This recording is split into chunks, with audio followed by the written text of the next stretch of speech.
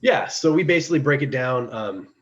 So the way that I look at it is, and there's a couple of like logical fallacies here, and to kind of talk about my evolution in training and thinking. Okay. For athletes, I used to really look at the minimum effective dose. What is the least amount of work I can give you to get a response, right? What's the least stimulus I can give you to get an adaptation? Okay. Now, that's not always the best, though. Why?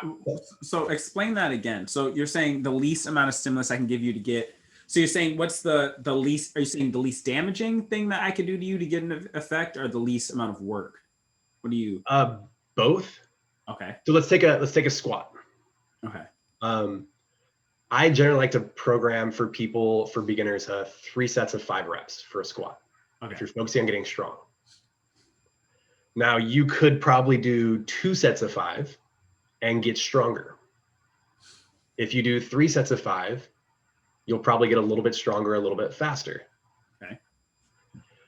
If I give you 5 sets of 5, you'll probably get a little bit stronger, a little faster, but now we're seeing we're adding more and more fatigue. Okay. If I give you 8 sets of 5, well, that might be too much for your body to recover. Got you. So you're trying to give them the most that you can give them while still letting their body recover so they can do their technique practice. Yeah. So I'm looking at what is the minimum effective dose that I can give, and what is the maximum effective dose I can give. And I want you to fall somewhere in that window. Got you. Okay. That makes Yeah. sense. Because the one thing, a big mistake most people do, and this is why they don't see benefits lifting weights, is if you do karate, if you do Muay Thai, that's where you need to get better. If you are tired from your workout in the gym and you go to practice, you are not practicing 100%. So it's more important that you get the high level of technique practice than is the pure strength and conditioning. So you want to get your strength and conditioning in, but not to a point where it's fatiguing you in your martial art practice later on. Yes. Gotcha. Yes. Now, obviously, like, you take everything that's said with a grain of salt, because there are times we do want to send you to practice a little bit fatigued. Yeah. Gotcha. But that's only when your skill base is big enough. Gotcha. People who learn skills tired suck. That is true. That is true. You're naturally, if you're coming in, your arms already tired, you're going to start getting that droopy arm syndrome. Your hands are dropping below your chin. You're not going to be able to, and then you're doing repetition incorrectly, which is going to translate later into your fight. So that makes sense. Yeah. Yeah. So like, because that's, and lifting is a skill as well. Like, squats are good, bad squats are bad, right? Deadlifts are good, overhead press, sprints are good. Bad reps of those are bad.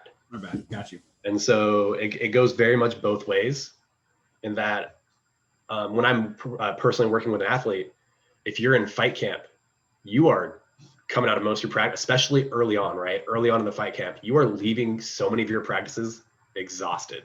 Yeah.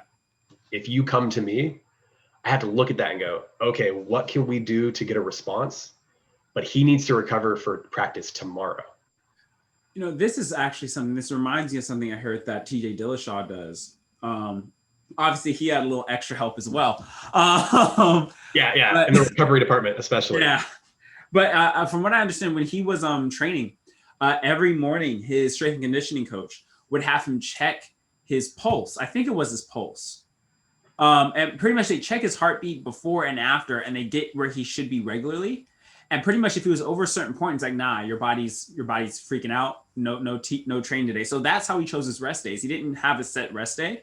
He did a physical check every morning and be like, nope, today's the rest day. I can see it. And then he relax.